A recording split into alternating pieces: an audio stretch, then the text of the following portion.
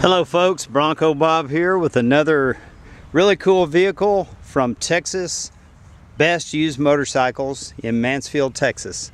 That's our dealership right there across the street. But today we're going to show you a 1954 Willys Jeep.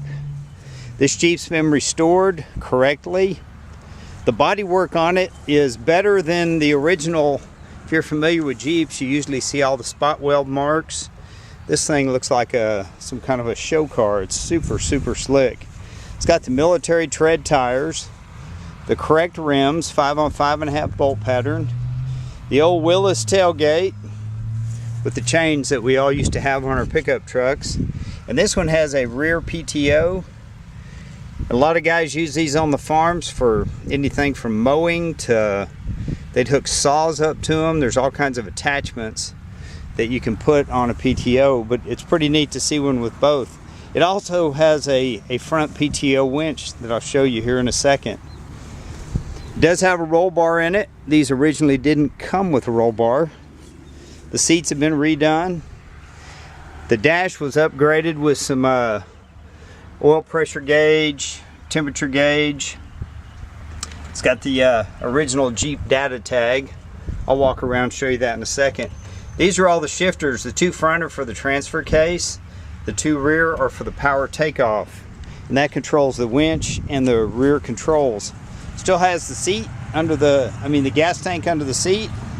You got your side view mirror right here. It's got the locking hubs. And it looks like the company is, I can't read it. But it's a really sweet Jeep. There's no rust. It's kind of rare to find these Jeeps in this kind of condition. This is an older restoration, and it has been sitting up, and I started it and drove it over here. Sounds like the carburetor might need to be gone through. It's got a little bit of feels like the fuel might be blocked a little bit because it's got a little mist to it. The front Koenig PTO winch, those were made in Houston, Texas. You can see the power takeoff shaft right there. That was before they had electric winches. And notice, just like a military Jeep, everything's greasable. The shackles, the bushings. It's got a nice tow bar on the front. It's even got the correct canvas welt with the brass tacks to separate the hood from the radiator. Here's the data tag for the core of the body of the Jeep. And then up front there's a data tag that talks about the transmission and the transfer case. Willys Motors, 1/4 ton 4-wheel drive, Toledo, Ohio. The floorboards are solid. There's a few holes for drainage. But it's a good looking little Jeep. I'd say if you go through the carburetor, maybe put a set of plugs in it, because like I say, it's been sitting, the gas is kind of old.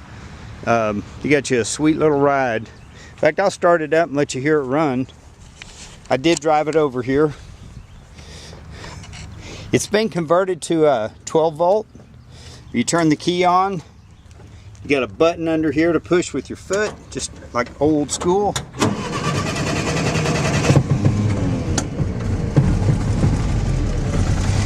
She's alive, but you can hear she's missing a little bit, and I think the carburetor needs to be gone through. It's almost like the choke sticking. But yeah, she's having a problem idling.